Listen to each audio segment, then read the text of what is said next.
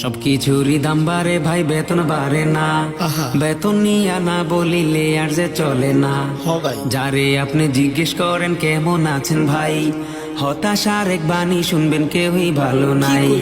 ইমাম সাহেব যদি বলে বেতন বেশি লাগবো, আপনারা তো হুজুর মানুষ, আল্লাহ বরকত দিব।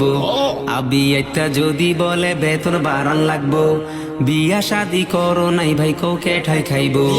বিবাহিত যদি বলে বেতন বাড়াও ভাই, আল্লাহর হাতে রিজিক রে ভাই, তোমার চিন্তা নাই। ভাত না খেয়ে কুড়া খাবি, নয়তো খাবি তুষ। ফলের বদলায় খাবি তোরা মিষ্টি কুমড়া জুস। পেঁয়াজ দিয়ে খাসতে চালা, পেঁপে দিয়ে চালা। মাংস খাওয়ার ইচ্ছে হলে মুখে মারিস তালা, মুখে মারিস তালা। তেলের দামটা বাইরা যাওয়ায় বাইরা গেল ভাড়া, 10 টাকার কম কোনো গাড়ি হয় না রে ভাই খারা। বিদ্যুতেরই দাম গিয়া ভাই উঠছে রে মাথায়, টাকার ভয়ে ফ্যান গুড়াই না পইরা যাই রে গাতায়। চাল ডাল আর তেল কিনিলে 1000 টাকা শেষ, কাঁচা বাজার কিনি কেমনে নাই তো ভাই আর ক্যাশ। পেঁয়াজ ছাড়া রান্না হবে আমরাও খাই তাই, কম খেয়ে তাই চালের অভাব মিটাবি তুই ভাই। বেগুন দিয়ে চলবে না আর বেগুনির ধারা, কুমড়া দিয়ে চালাবি তুই যতই থাকুক প্যারা, যতই থাকুক প্যারা।